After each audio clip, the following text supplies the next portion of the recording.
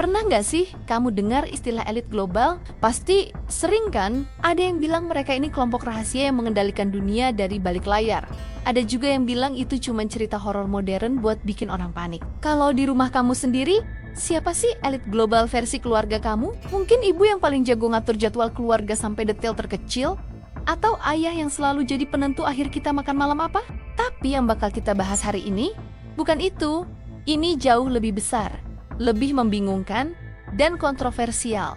Jadi, yuk kita mulai dari akarnya. Siapa sih sebenarnya elit itu? Dalam arti yang paling sederhana, elit adalah segelintir orang yang punya kekuasaan, kekayaan, dan pengaruh besar di bidang politik, ekonomi, sampai media. Mereka bisa jadi pejabat tinggi, miliarder, keturunan keluarga kaya raya yang sudah turun-temurun, atau pemimpin lembaga-lembaga besar tingkat dunia. Ini bukan konspirasi, ini fakta sosial.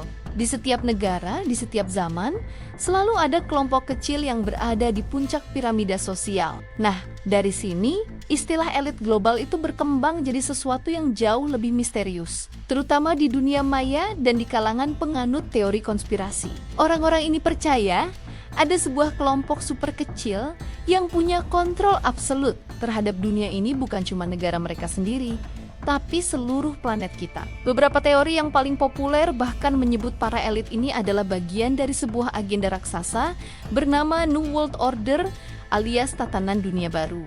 Teorinya begini, mereka diam-diam sedang bekerja untuk menciptakan satu pemerintahan global yang tunggal yang nantinya akan mengatur semua aspek kehidupan kita. Satu mata uang, satu hukum, satu kontrol.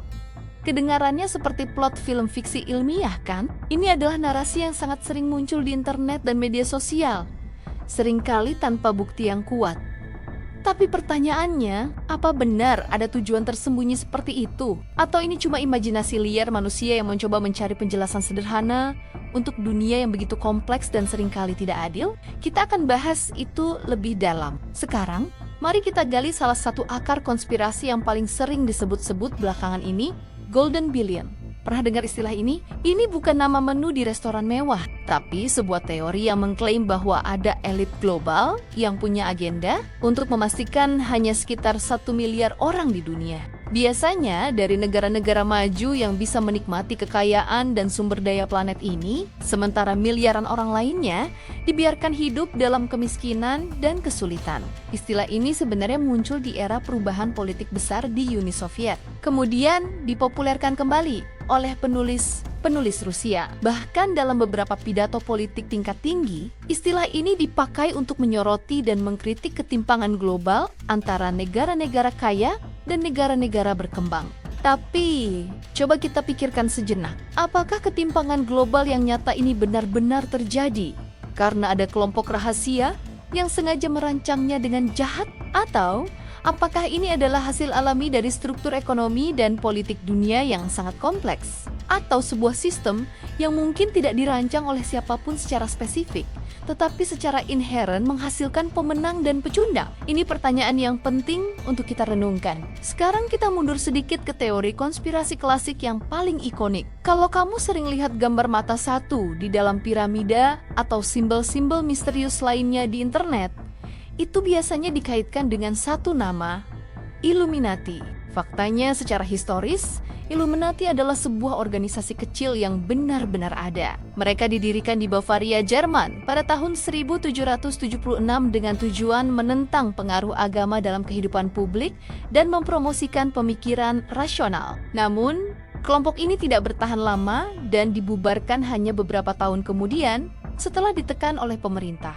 Tapi sejak saat itu, namanya seolah hidup abadi. Illuminati terus-menerus dihidupkan kembali dalam teori-teori konspirasi global yang mengklaim bahwa mereka tidak pernah bubar, melainkan terus bergerak di bawah tanah, merekrut anggota-anggota paling berpengaruh di dunia, dan secara diam-diam mengendalikan segala sesuatu dari perang krisis, ekonomi, hingga tren musik pop. Ini adalah contoh klasik bagaimana sebuah fakta sejarah kecil bisa dibelokkan dan dibesar-besarkan hingga menjadi mitos global yang begitu kuat, yang terus dipakai di film, video, meme, sampai cerita horor yang kamu tonton tengah malam di internet. Sekarang, mari kita beralih dari mitos ke sesuatu yang lebih nyata. terdokumentasi, tapi juga sering dipelintir oleh para penganut teori konspirasi.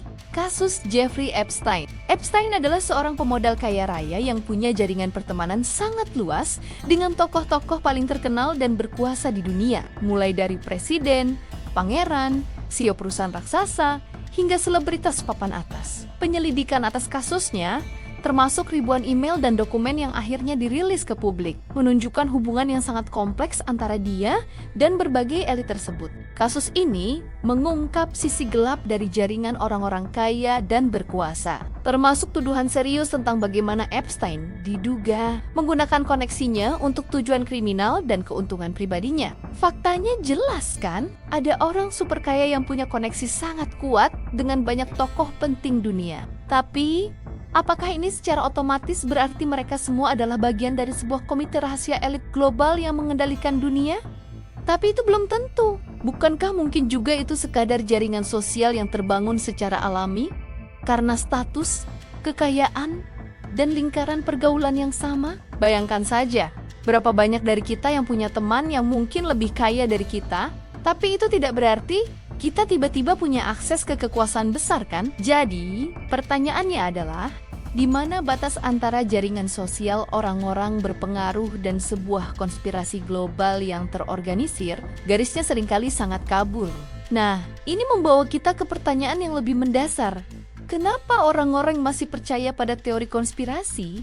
Menurut sebuah studi menarik yang dilakukan di Indonesia, ditemukan bahwa ada korelasi antara tingkat kepercayaan pada teori konspirasi elit global dengan faktor pendidikan dan akses terhadap informasi yang beragam. Mereka yang berpendidikan lebih tinggi dan memiliki akses ke berbagai sumber informasi cenderung lebih skeptis. Sementara mereka yang pendidikannya lebih rendah atau hanya mengandalkan satu jenis sumber informasi cenderung lebih mudah percaya. Ini bukan untuk merendahkan siapapun ya, sama sekali bukan. Tapi ini menunjukkan betapa kuatnya pengaruh informasi yang kita konsumsi setiap hari terhadap cara kita memandang dunia. Jika kita terus-menerus terpapar informasi dari satu sumber saja, tanpa pernah melakukan cek fakta atau mencari perspektif lain, maka wajar jika pandangan kita bisa menjadi sangat sempit atau bahkan salah arah.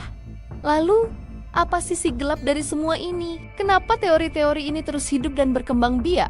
Meskipun banyak di antaranya sudah berulang kali dibantah dengan fakta, ini bagian yang paling menarik. Ada beberapa alasan kuat. Pertama, adanya ketidakpercayaan yang mendalam terhadap pemerintah, institusi besar, dan media arus utama. Kedua, ketimpangan sosial dan ekonomi yang kita semua bisa lihat dan rasakan itu nyata. Saat kamu melihat segelintir orang hidup dalam kemewahan luar biasa, sementara jutaan lainnya berjuang, wajar jika muncul pertanyaan, ada yang tidak beres dengan sistem ini.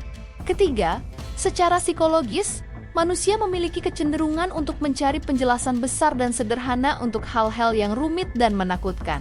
Menyalahkan kelompok rahasia terasa lebih mudah daripada menerima bahwa dunia ini penuh dengan kekacauan, ketidakadilan sistemik, dan kebetulan. Tapi apakah itu berarti teorinya benar? Belum tentu dong. Banyak teori konspirasi sebenarnya adalah cara pikiran manusia untuk mencari pola di tengah kebisingan. Sebuah mekanisme pertahanan untuk membuat dunia yang kacau terasa lebih bisa dipahami dan dikendalikan. Sebelum kita lanjut ke kesimpulan, sekarang giliran kamu. Aku pengen banget dengar pendapat kalian. Jadi jawab di kolom komentar ya. Pertama, kamu pernah nggak percaya sama teori konspirasi elit global sebelumnya? Kedua, apa sih yang bikin kamu tertarik? Atau sebaliknya, skeptis terhadap cerita semacam ini? Dan yang ketiga, ini pertanyaan iseng tapi serius. Kalau kamu punya bukti kuat tentang keberadaan elit global yang mengendalikan dunia, kenapa bukti itu belum dipublikasikan secara luas hingga menggemparkan dunia? Jadi, setelah menelusuri semua ini, apa yang bisa kita simpulkan? Pertama, elit global dalam artian orang-orang super kaya dan berpengaruh itu nyata. Itu bukan konspirasi.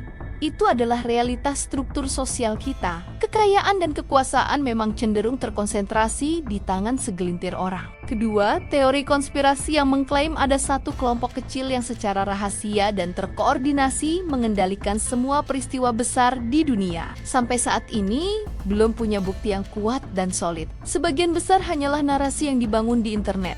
Campuran antara fakta, fiksi, dan spekulasi liar. Tapi, Di sisi lain, ketidakadilan, ketimpangan ekonomi, dan penyalahgunaan kekuasaan di dunia ini juga sangat nyata.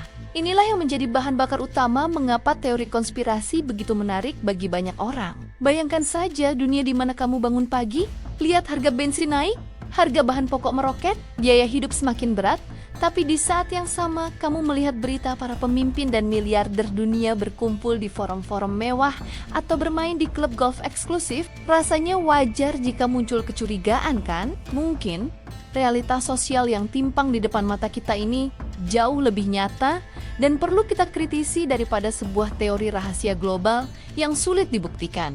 Kalau kamu suka konten kayak gini, pastikan untuk like video ini, tulis komentar kamu, dan yang paling penting, subscribe channel ini. Terima kasih banyak sudah menonton, tetaplah penasaran, tetaplah kritis, dan sampai jumpa di video berikutnya.